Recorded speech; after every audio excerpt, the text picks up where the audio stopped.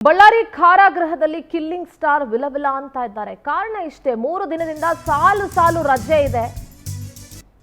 ಸದ್ಯ bale tension ನಲ್ಲಿದ್ದಾರೆ ಕೊಲೆ ಆರೋಪಿ ದರ್ಶನ್.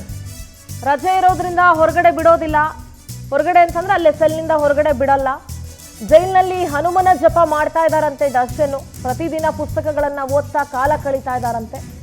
ತನ್ನ ಸೆಲ್ನಲ್ಲಿ 3-4 ಪುಸ್ತಕಗಳನ್ನ ಇಟ್ಕೊಂಡಿದ್ದಾರೆ ದರ್ಶನ್. ಬೇಲ್ ಆಗುತ್ತೋ ಇಲ್ವೋ ಏನು ಅನ್ನುವಂಥ ಟೆನ್ಷನ್ ನಲ್ಲಿದ್ದಾರೆ. 3 ದಿನದಿಂದ ಸಾಲು ರಜೆ ಇದೆ. ಇವತ್ತು ಕೂಡ ರಜೆ. ಕಂಪ್ಲೀಟ್ ಸೈಲೆಂಟ್ ಆಗ್ಬಿಟ್ಟಿದ್ದಾರೆ ದರ್ಶನ್. ಒದ್ದಾಡ್ತಾ ಇದ್ದಾರೆ. ಒಂದ್ ಕಡೆ ಒಂದಷ್ಟು ಪುಸ್ತಕಗಳನ್ನು ಇಟ್ಕೊಂಡಿದ್ದಾರೆ. ಪುಸ್ತಕಗಳನ್ನ ಓದ್ತಾ ಇದ್ದಾರೆ. ಪುಸ್ತಕಗಳನ್ನ ಓದ್ತಾ ಕಾಲ ಕಳೀತಾ ಇದ್ದಾರಂತೆ.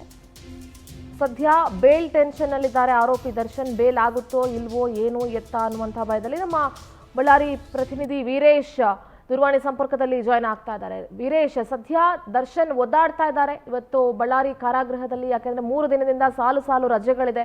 ಒಂದ್ ಕಡೆ ಪುಸ್ತಕಗಳನ್ನ ಓದ್ತಾ ಕಾಲ ಕಳೆಯುವಂತ ಪರಿಸ್ಥಿತಿ ಇದೆ. ಏನೆಲ್ಲ ಅಪ್ಡೇಟ್ಸ್ ಇದೆ ಅಲ್ಲಿನ ವಿಚಾರವಾಗಿ ವೀರೇಶ್? ಯಶಿಂದಿರ, ಈಗಾಗಲೇ ಸುಮಾರು 19 ದಿನಗಳು ಕಳೆದಿರತಕ್ಕಂತಹ ಈ ಒಂದು ಕೊಲೆ ಆರೋಪಿ ನಟ ದರ್ಶನ್ ಅವರು ಈ ಒಂದು ಅವರ ಒಂದು ಉದ್ದತನದ ಬುದ್ಧಿವಂತಿಕೆಯನ್ನೆಲ್ಲ ಬಿಟ್ಟು ಈಗ ಸುಮಾರು ಸಾಲು ರಜೆಗಳಿಂದಾಗಿ ಕಂಗೆಟ್ಟಿರತಕ್ಕಂತಹ ದರ್ಶನ್ ಈ ಒಂದು ಪುಸ್ತಕಗಳನ್ನು ಹಿಡಿದು ಓದುವಂತಹ ಒಂದು ಅಭ್ಯಾಸಕ್ಕೆ ಪ್ರಾರಂಭ ಮಾಡಿದ್ದಾರೆ. ಕೇವಲ ದಿನ ಬೆಳಕರಿದರೆ ಯಾವ್ದಾದ್ರು ಒಂದು ಜೈಲಾಧಿಕಾರಿಗಳ ಜೊತೆ ಬೇಡಿಕೆ ಇಡುವ, ಇಲ್ಲಾಂದ್ರೆ ಕಿರಿಕ್ ಮಾಡತಕ್ಕಂತಹ ಒಂದು ವರ್ತನೆಯನ್ನು ಹೊಂದಿದ್ದಂತಹ ಕೊಲೆ ಆರೋಪಿ ಈಗ 3 ದಿನಗಳ ರಜೆಯೊಳಗೆ ಪುಸ್ತಕಗಳನ್ನು ಹಿಡಿದು ಓದುತ್ತಕ್ಕಂತಹ ಅಭ್ಯಾಸವನ್ನು ಮಾಡಿರೋದು ಎಲ್ಲೋ ಒಂದು ಕಡೆ ಅವರ ಮನಪರಿವರ್ತನೆ ಆಗಬಹುದು ಎನ್ನುವ ಒಂದು ಆಶಯವನ್ನು ಜೈಲಧಿಕಾರಿಗಳು ವ್ಯಕ್ತಪಡಿಸಿದ್ದಾರೆ. ಮುಖ್ಯವಾಗಿ ಜೈಲಿಗೆ ಬರುವಂತಹ ಸಂದರ್ಭದಲ್ಲಿ 3 ಬುಕ್ಗಳನ್ನು ತಂದಿದ್ದರು. ಅದೇ ರೀತಿಯಾಗಿ ಅನಾಮಧೇಯ ಒಬ್ಬ ವ್ಯಕ್ತಿ ಮತ್ತೊಂದು ಬುಕ್ ಅನ್ನು ಪೋಸ್ಟ್ ಮಾಡಿದ್ದಾನೆ. ಅದನ್ನು ನಿನ್ನೆ ಸಂಜೆ ವೇಳೆ ಈ ಒಂದು ಜೈಲ್ ಸಿಬ್ಬಂದಿಗಳು ಅದನ್ನು ಸ್ವೀಕಾರ ಮಾಡಿದ್ದಾರೆ. ಸ್ವೀಕಾರ ಮಾಡಿ ಕೊಟ್ಟಾಗ ಅದನ್ನು ಓಪನ್ ಮಾಡಿದಂತಹ ಸಮಯದಲ್ಲಿ ಇದು ಆಂಜನೇಯ ಸ್ವಾಮಿಯ ಒಂದು ಬುಕ್ ಅಂತಂದೇಳಿ ಹೇಳಲಾಯಿತು.